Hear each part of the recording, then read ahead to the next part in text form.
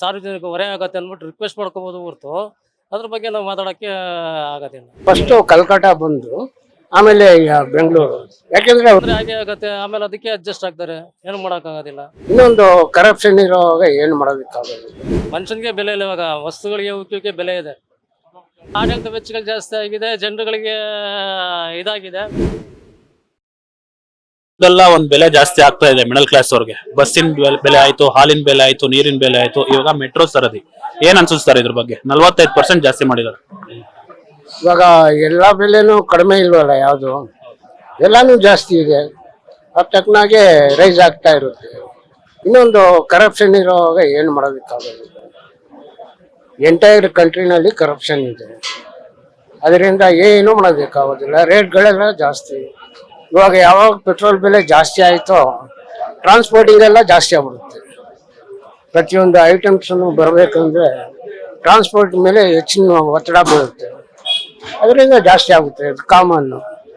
ಇವಾಗ ಜನರ ಹತ್ರನೂ ದುಡ್ಡಿದೆ, ದುಡ್ಡಿಲ್ದೆ ಏನಿಲ್ಲ, ಎಲ್ಲರೂ ತಗೋತಾ ಇದ್ದಾರಲ್ಲ, ಪ್ರತಿಯೊಂದನ್ನು ತಗೋತಾ ಇದ್ದಾರಲ್ಲ. ಯಾರೋ ಬಡವರು ಊಟ ಇಲ್ಲದೆ ಇರೋದಿಲ್ವಲ್ಲ, ಇರ್ತಾರೆ. ಅದಕ್ಕೆ ಎಷ್ಟೋ ಜನ ಇರ್ತಾರೆ, ಅದು ಬೇರೆಯವ್ರಿಗೆ ಕಾಣಿಸೋದಿಲ್ಲ. ನಮಗೆ ಓಡಾಡೋವ್ರಿಗೆ ಯಾರಿಗೂ ಕಾಣಿಸೋದಿಲ್ಲ ಅಷ್ಟೇ. ಬೆಂಗಳೂರಿನ ಜನ ಟ್ರಾಫಿಕ್ ಇಂದ ತಪ್ಸ್ಕೊಳಕ್ಕೆ ಇರೋದೊಂದೇ ಮಾರ್ಗ ಮೆಟ್ರೋ. ಅದು ಇಷ್ಟು ಬೆಲೆ ಜಾಸ್ತಿ ಆಗಿರೋದೇನೋ ಕಷ್ಟ ಆಗುತ್ತಾ ಮಿಡಲ್ ಕ್ಲಾಸ್ ಅವ್ರಿಗೆ? ಇಲ್ಲ, ಇವಾಗ ಕಂಪೇರ್ ಮಾಡ್ದಂದ್ರೆ ಬೇರೆ ಸಿಟಿ ಕಂಟ್ರೋಲ್ ಮಾಡ್ದಂದ್ರೆ ನಮ್ದು ಜಾಸ್ತಿ ಹೈಯೆಸ್ಟ್ ಇದೆ. ಏನೋ ಟ್ರಾಫಿಕ್ ಹೈಯೆಸ್ಟ್ ಇದೆ. ಇಂಡಿಯಾ ಬಂದು ಎರಡನೇದು. ಫಸ್ಟು ಕಲ್ಕಟ್ಟ ಬಂದು ಆಮೇಲೆ ಬೆಂಗಳೂರು. ಯಾಕೆಂದ್ರೆ ವೆಹಿಕಲ್ಸ್ ಎಷ್ಟಿದೆ ಅಂದ್ರೆ 1.5 ಕೋಟಿ ಇದೆ. 1.5 ಕೋಟಿ ಜನ ಇದ್ದಾರೆ. 1.5 ಕೋಟಿ ಜನ ಇದ್ದಾರೆ. ಅದಕ್ಕೆ ಎಲ್ಲರಿಗೂ ಫೆಸಿಲಿಟೀಸ್ ಬೇಕೇ ಬೇಕಾಗುತ್ತೆ. ಅದರಿಂದ ಅವ್ರು ಪಡೀತಾರೆ ಅಷ್ಟೇ. ಸರ್, ಇದ್ರ ಬಗ್ಗೆ ಉಪಮುಖ್ಯಮಂತ್ರಿಗಳು ಡಿ ಕೆ ಶಿವಕುಮಾರ್ ಅವ್ರನ್ನ ಕೇಳಿಸಿದ್ರೆ ಅದು ಸಮಿತಿ ಮಾಡಿರೋದು ರೇಟ್ ಜಾಸ್ತಿ, ಇದಕ್ಕೂ ನನಗೂ ಸಂಬಂಧ ಇಲ್ಲ ಅಂತ ಡಿ ಕೆ ಶಿ ಅವರು ಉತ್ತರ ಕೊಟ್ಟಿದ್ದಾರೆ. ಇದೆಷ್ಟು ಸರಿ ಅನ್ಸುತ್ತೆ? ಅದು ಅವ್ರಿಗೆ ಸೇರಿರೋದು. ಇವಾಗ ಯಾವಾಗ ಅವರು ಕಮಿಟಿ ಮಾಡಿದಾರೋ ಅವ್ರು ಸೇರಿರೋದು. ಇವಾಗ ಪ್ರತಿಯೊಂದು ರೇಟ್ಗಳು ಜಾಸ್ತಿ ಇರುತ್ತೆ, ಯಾವುದೂ ಕಡಿಮೆ ಇಲ್ಲ. ನೋಡಿ, ತೊಗರಿ ಬೇಳೆ 80 ರೂಪಾಯಿ 90 ರೂಪಾಯಿ ಇತ್ತು, ಇವಾಗ 170 ರೂಪಾಯಿ ಆಗಿದೆ. ಅದನ್ನ ಕೇಳೋರು ಯಾರು ಇಲ್ಲ. ಇವಾಗ ತೊಗರಿ ಬೇಳೆ 180 ತಗೋತಾರೆ. ಇದು ವೆಹಿಕಲ್ಸ್ಗೆ ಇದಿಲ್ಲ. ಇವಾಗ ಆಟೋನಲ್ಲಿ ಹೋದಂದ್ರೆ ಜಾಸ್ತಿ ಆಗುತ್ತೆ. ಬೆಟರ್, ಪರವಾಗಿಲ್ಲ. ಬಟ್ ಇನ್ನು ಇದು ಅದ್ರ ಬಗ್ಗೆ ಜಾಸ್ತಿ ಇದು ಮಾಡ್ಕೋಬೇಕು ಅಷ್ಟೇ. ಸರ್, ಹೀಗೆ ಬೆಲೆ ಜಾಸ್ತಿ ಆಗ್ತಾ ಇದ್ರೆ ಮಿಡಲ್ ಕ್ಲಾಸ್ ಅವ್ರ ಜೀವನ ಕಷ್ಟ ಆಗುತ್ತೆ ಅನ್ಸುತ್ತೆ. ಕಷ್ಟ ಆಗುತ್ತೆ, ಹೌದು, ಡೆಫಿನೆಟ್ಲಿ. ಕಷ್ಟ ಆಗುತ್ತೆ. ಅದಕ್ಕೆ ಅವರು ಬೇರೆ ಸೋರ್ಸ್ ನೋಡ್ತಾರೆ, ಮಾಡ್ಕೋಬೇಕಂತ ಕರಪ್ಷನ್ ಇಳಿತಾರೆ ಧಾರಾಳವಾಗಿ.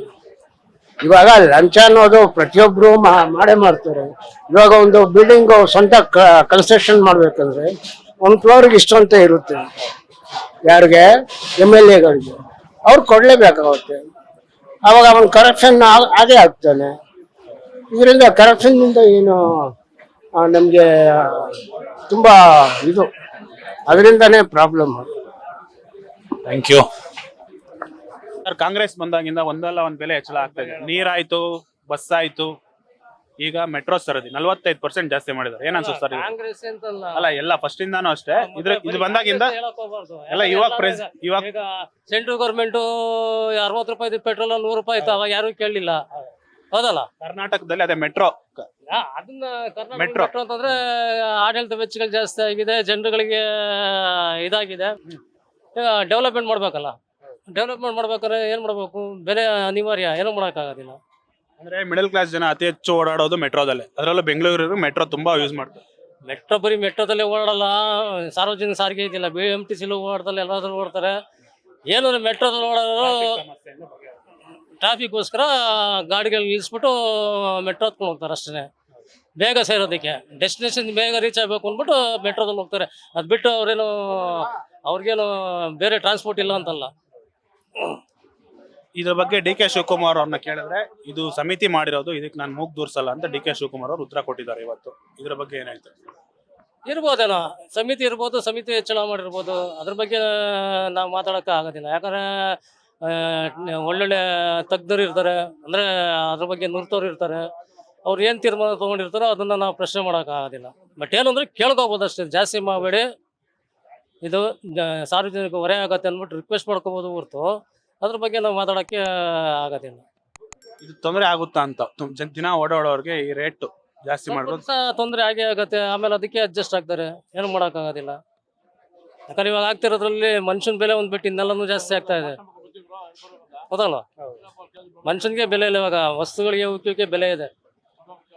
ಹಿಂಗೆ ಆಗ್ತಾ ಇದ್ರೆ ಮಿಡಲ್ ಕ್ಲಾಸ್ ಅವ್ರ ಜೀವನ ಏನು ಅಂತ ಎಲ್ಲ ದಿನನಿತ್ಯ ಯೂಸ್ ಮಾಡೋದು ಇದೇ ತರ ಜಾಸ್ತಿ ಆದ್ರೆ ಏನಂತ. ಯಾಕಂದ್ರೆ ಕೆಲವು ಬಡ್ಜೆಟ್ಗಳಲ್ಲಿ ಕೇಂದ್ರದಾಗಲಿ ರಾಜ್ಯದಲ್ಲಿ ಬಡ್ಜೆಟಲ್ಲಿ ಮಧ್ಯವರ್ಗ ಕೆಳಮಧ್ಯಮದವರಿಗೆ ಅವ್ರಿಗೆ ಆರ್ಥಿಕ ಸ್ವಾವಲಂಬನೆ, ಆರ್ಥಿಕವಾಗಿ ಮೇಲೆದ್ದಕ್ಕೆ ಪ್ರಯತ್ನ ಬಿದ್ದರೆ ಸ್ವಲ್ಪ ಹೊರೆ ಕಮ್ಮಿ ಆಗ್ಬೋದು ಅನ್ಸುತ್ತೆ. Beat plus Karnataka.